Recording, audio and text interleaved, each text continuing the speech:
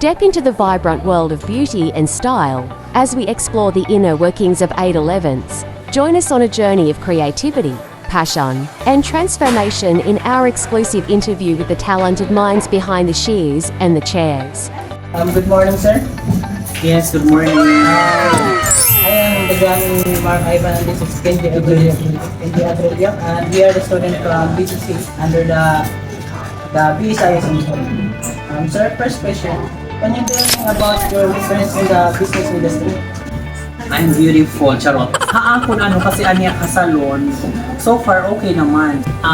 As a manager, dapat ginaagian, pero kailangan talaga, syempre, customer service kami, so, kailangan talaga itong client pinapakisamaan namin. Pag sumulod niya, entertain mo talaga yan bonggang-bongga kung ano kaya ayun para perfect, very my stress pag sumako ba sa salon.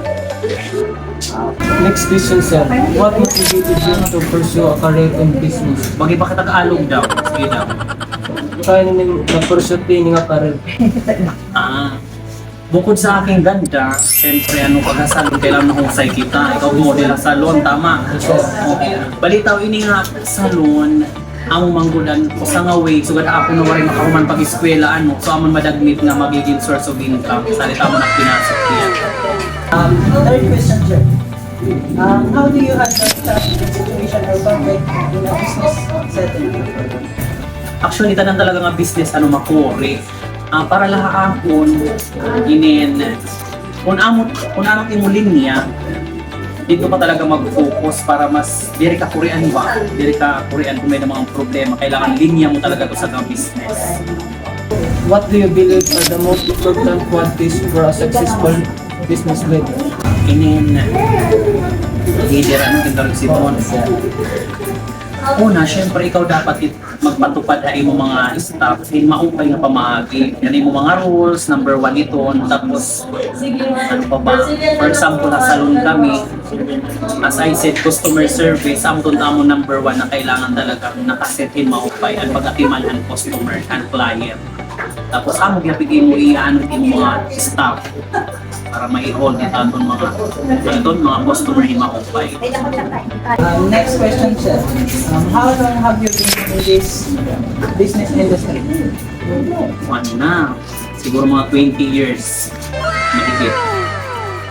Years. Medyo matagal na rin pang moka. Yung pang bata lang talaga ako.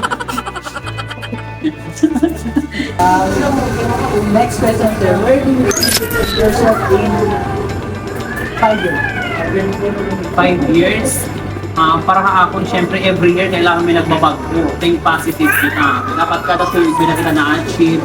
So, sa susunod, bukod sa mas maganda pa aking bongga, kailangan mas mag-improve pa amon, mas dumami or kamayan kita mga branches diba dito. Para namin kita mabuligan pa ng mga trabaho sa Next question, sir.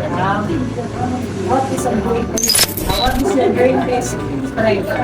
Siguro yung iba hindi nila alam kasi may pamilya inay. So number 1 ito na pag may family ka, unang-una yan yung pinanghugutan mo, lalo na kagaya kung may anak So number 1 yung anak mo, family mo, then syempre yung mga katrabaho mo na hirap-hirap, maging upay.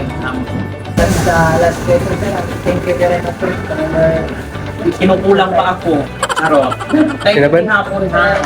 Thank you pagpili na 811 salon na naamon din na naamon. Salamat. Okay na?